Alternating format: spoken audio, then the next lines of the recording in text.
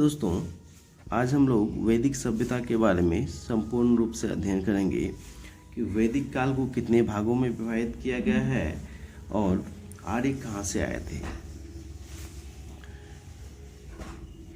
वैदिक काल को दो भागों में विभाजित किया गया है। ऋग्वैदिक काल 1500 से 1000 ईसा पूर्व के समय को और उत्तर वैदिक काल 1000 से 600 ईसा पूर्व के बीच के समय को। आर्यों का आगमन। आर्य सर्वप्रथम पंजाब एवं अफगानिस्तान में बसे। मैक्स मूलर के अनुसार इनका मूल निवास स्थान मध्य एशिया था। अब समझते हैं इनका सभ्यता किस स्वरूप का था। यह एक ग्रामीण सभ्यता थी। इनकी भाषा संस्कृत थी। आर्य शब्द एक भाषा समूह को इंगित करता है। अब हम लोग इनकी प्रशासनिक और राजनीतिक संरचना के बारे में अध्ययन करेंगे। प्रशासनिक इकाई आरोही क्रम में सबसे पहले कुल, उसके बाद ग्राम, फिर विश्व, फिर जन, फिर राष्ट्र। कुल का प्रधान ग्रामीणी था, विश्व का प्रधान विश्वपति, जन का शासक राजन। राज्य अधिकारियों में दो प्रमुख थे, पुरोहित एवं सेनानी। पुरोहित दो तरह के थे, एक रूढ़िवादी थे और दूसरा उदारवादी थे। रूढ़िवादी पुरोहित को वशिष्ठ कहा जाता था एवं उदारवादी पुरोहित को विश्वामित्र कहा जाता था। रत्नी, सूत, रथकार एवं कंपादी नामक अधिकारी को रत्नी कहा जाता था। इनकी संख्या राजा सहित करीब 12 थी। अब हम लोग अन्य अधिकारियों के बारे में अध्ययन करते हैं। दुर्गपति, इनको पूरब कहा जाता था। जनता की गतिविधियों को देखने वाला गुप्तचर, इनको अस्पस कहा जाता था। गोचर भूमि का जो अधिकारी होता था, इन्हें वाजपति कहा जाता था। अपराधियों को पकड़ने वाले को उग्र कहा जाता था। टैक्स एकत्र करने वाले को भागधू कहा जाता था। न्याय, ऋग्वेद में किसी भी न्यायाधिकारी का उल्लेख नहीं है।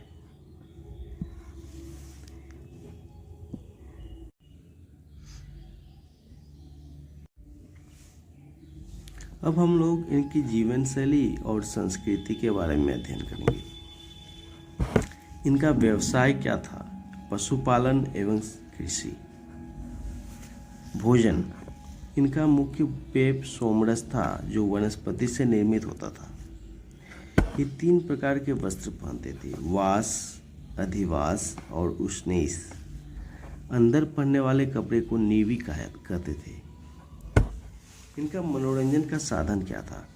संगीत, रथ दौड़, घुड़दौड़, द्युतक्रीड़ा, ये इनके मनोरंजन के साधन थे। शिक्षा, जीविका चलाने के लिए वेद वेदांग पढ़ाने वाले जो अध्यापक थे उनको उपाध्याय कहा जाता था। अब हम लोग इनकी आर्थिक और भौगोलिक जानकारी को अध्ययन करेंगे। उस समय जो पूजनीय पशु था गाय था। गाय को अघन्या कहा जाता था, अर्थात न मारे जाने योग्य। इनकी जो हत्या करते थे उन्हें मृत्युदंड की सजा दी जाती थी या देश से निकाल दिया जाता था। धनी व्यक्ति को गोमत कहते थे। उनका प्रिय पशु घोड़ा था। इनके द्वारा खोजी गई प्रथम धातु लोहा थी, जिसे श्याम अयस्क कहा जाता था। बाद में तांबे की भी खोज हुई, जिसे लोहित अयस्क कहते थे। लोहे का ज्ञान 8वीं सदी ईस्वी पूर्व हुआ। व्यापार, व्यापार के लिए पणि नामक व्यक्ति व्यापार हेतु दूर दूर जाते थे। लेन देन वस्तु विनिमय प्रचलित थी, मतलब बार्टर सिस्टम था उस समय। ब्याज लेने वाले व्यक्ति को सूदखोर या बैंक नोट कहा जाता था। नदियों में सबसे पवित्र सरस्वती थी। सिंधु का सर्वाधिक बार, गंगा का 1 बार, यमुना का 3 बार उल्लेख हुआ है। अब हम लोग समझेंगे कि उत्तर वैदिक काल में क्या क्या बदलाव आए। प्रिय देवता, पहले इंद्र प्रिय देवता थे। इंद्र के स्थान पर प्रजापति सर्वाधिक प्रिय हो गए। वर्ण व्यवस्था व्यवसाय के बजाय अब जन्म के आधार पर निर्धारित होने लगी। राज्याभिषेक के लिए राजसूय यज्ञ होता था। कृषि के लिए हल का प्रयोग किया जाता था, जिसे सिरा कहा जाता था, और हल रेखा को सीता कहा जाता था। मुद्रा की इकाइयाँ क्या क्या थी?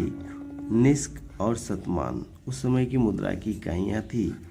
नगर में कौशाम्बी नगर, जहाँ पहली बार पक्की ईंटों का प्रयोग हुआ था।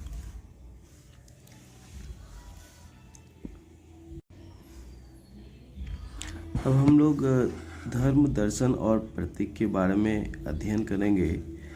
उस समय के दर्शन, चारवाक दर्शन के प्रवर्तक थे चारवाक।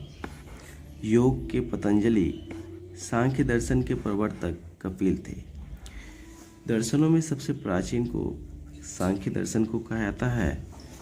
न्याय दर्शन के प्रवर्तक गौतम थे। पूर्व मीमांसा के जैमिनी, उत्तर मीमांसा के बादरायन, वैशेषिक कणाद। भारतीय परमाणुवाद का जनक कहा जाता है कणाद को।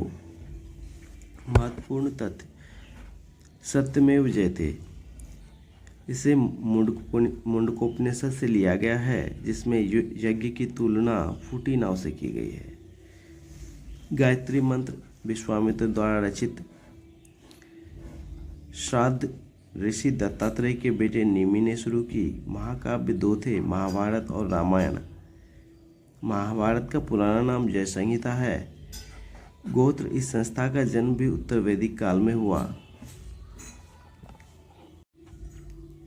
अब हम लोग ऋग वैदिक काल के देवता और उनके संबंध का अध्ययन करेंगे। इंद्र युद्ध का नेता कहा जाता था। इन्हें वर्षा का देवता कहा जाता था। अग्नि देवता एवं मनुष्य के बीच मध्यस्थ का काम करता था। वरुण पृथ्वी सूर्य का निर्माता, समुद्र का देवता, ऋतु परिवर्तन करता। देव आकाश का देवता,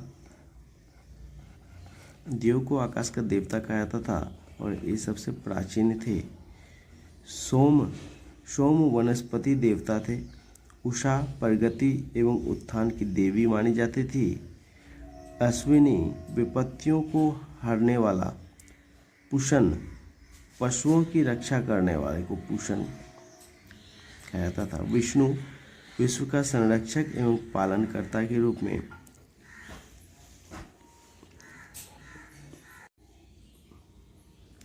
मरुत आंधी तूफान का देवता। उस समय की कुछ रचनाओं के बारे में हम अध्ययन करते हैं, जैसे कि उपनिषदों की रचना हुई थी। महापुराण एवं वेदांग की भी रचना उसी काल में हुई। उपनिषद 108, महापुराण 18 और वेदांग 6 है।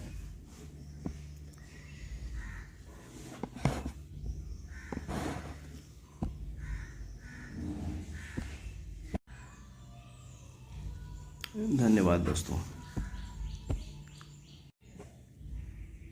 अब इसके बाद वाले स्लाइड्स में हम लोग इसके बारे में क्विज को पढ़ेंगे और इसका एक बार पुनः रिवीजन भी कर लेंगे।